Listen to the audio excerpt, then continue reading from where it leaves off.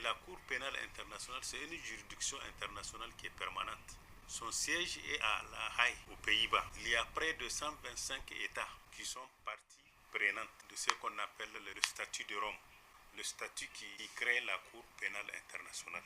Elle juge les ressortissants des pays qui sont prenantes, qui reconnaissent la compétence de la Cour.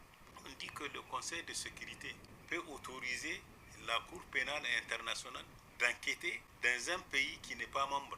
Si on constate que le pays a commis des crimes très graves, et le Conseil de sécurité peut donner mandat à la Cour d'aller dans ce pays enquêter. C'est ce qui s'est passé en 2005, je crois, au Darfour. Vous voyez ce qui s'est passé en Israël. Le procureur de la Cour s'est saisi du dossier des crimes contre l'humanité en Israël. Il a fait l'objet de menaces de la part des États-Unis. Poutine, suite à la guerre en Ukraine, il a fait l'objet aussi d'un mandat d'arrêt qui a été tout juste un peu de l'amusement.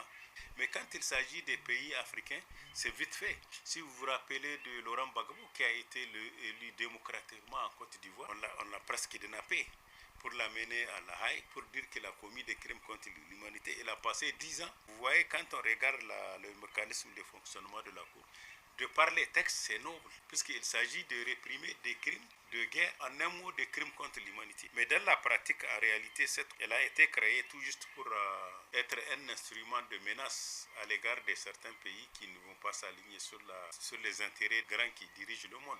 Les pays membres de l'AES qui ont quitté la Cour pénale internationale, quand ils vont remplir la procédure prévue par les textes, ils ne feront plus partie des statuts de Rome. Donc, ils ne seront pas normalement considérés par les enquêtes que la Cour pénale va mener dans leurs États. La Cour n'a pas compétence à juger des ressortissants de ces États. Normalement, c'est comme ça. Mais là où ils ont pris des précautions, ils disent, à titre exceptionnel, le Conseil de sécurité des Nations Unies peut permettre à la Cour pénale internationale d'enquêter dans un pays qui n'est pas partie du statut de Rome.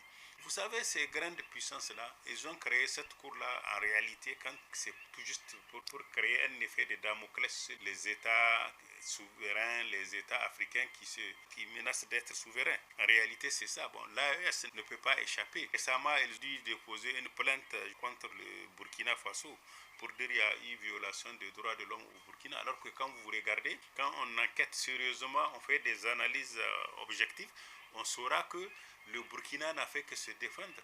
Si on doit fouiller, c'est de savoir qui a armé les terroristes, qui a armé les bandits armés, les narcotrafiquants qui attaquent le Burkina. Quand on regarde, c'est certaines grandes puissances qui n'ont pas intérêt que le Burkina soit souverain, soit une